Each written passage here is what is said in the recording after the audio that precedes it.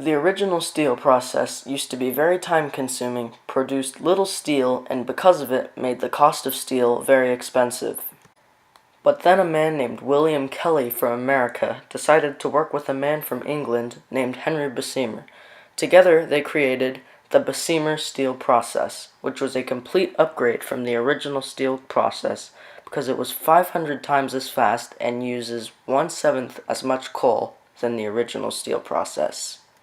The Bessemer steel process also led to tools and new technology that we still use today, including the steel plow, barbed wires, steel nails, building beams, and it was mainly used for making railroad rails to expand the nation. It is because of the Bessemer steel process that our cities look the way they are today.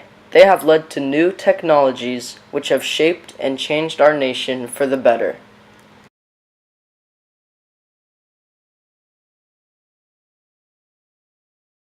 The electric power industry grew during the late 1800s. By the 1800s, inventors had designed efficient generators. A generator is a machine that produces electric current. As a result, people grew eager to tap the power of electricity. The inventor who found the most ways to use electricity was Thomas Edison. In 1876, he opened a laboratory in Menlo Park, New Jersey. He employed many assistants whom he organized into teams to do research. Edison's laboratory invented so many things that Edison received more than 1,000 U.S. patents, more than any other individual editor. Edison's most famous invention was practical electric lighting. Other inventors had already created electric lights, but they were too bright and flickery for home use. Edison figured out how to make a safe, steady light bulb. He also invented a system to deliver electricity to buildings.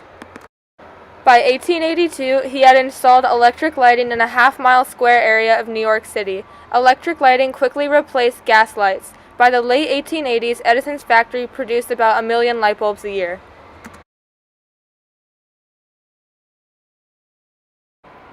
In 1835, Samuel Morse developed the telegraph, allowing people to communicate via electrical pulses sent over long distances.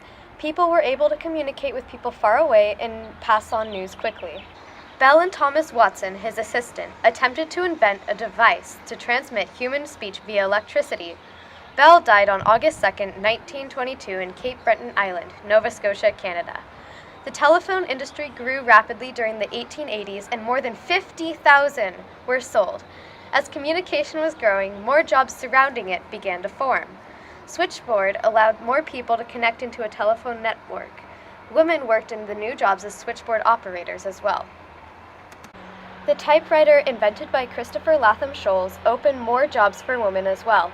The sewing machine changed American life, first patented by Elias Howe in 1846, continued to grow and experience changes. Isaac Singer patented another sewing machine in 1851, leading it to become a bestseller in the new clothing industry.